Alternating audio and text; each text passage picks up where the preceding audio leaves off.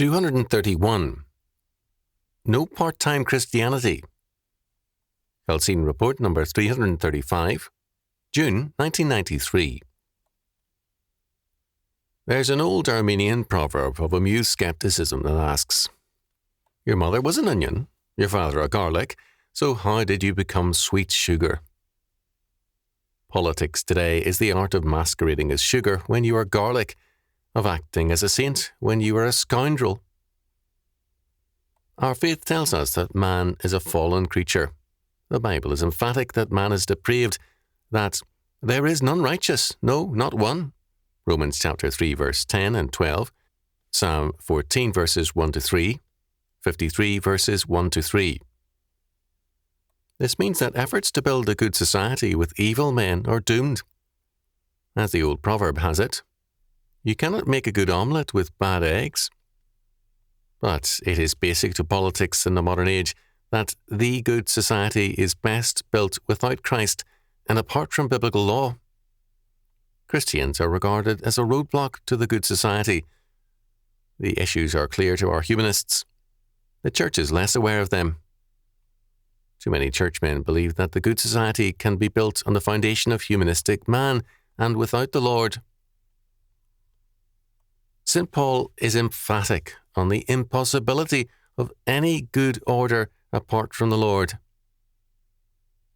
For other foundation can no man lay than is laid, which is Jesus Christ. 1 Corinthians chapter 3 verse 11. Our Lord concludes his Sermon on the Mount by describing the two foundations. One house is built upon a foundation of sand. The storms and floods of life wash away the foundation and destroy that house.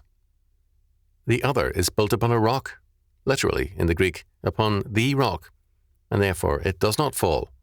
Matthew chapter 7, verses 24 to 27. In every area of life and thought, our lives must be built upon the rock. A few years ago, when we devoted an issue of the Journal of Christian Reconstruction to Christianity and business, Dan Maxwell spoke to several wealthy evangelicals in business, inviting them to submit articles. Their reaction was, "What does Christianity have to do with business?" They could not relate God's law word to their work. But the fact is that there is only one kind of Christian, the full-time one. In every area of our lives, work and thinking, we must be governed by the Lord and His Word. We cannot reduce our faith to fire and life insurance. We must be the Lord's faithful people in all that we do. Our faith must have a vital and active relationship to our everyday life.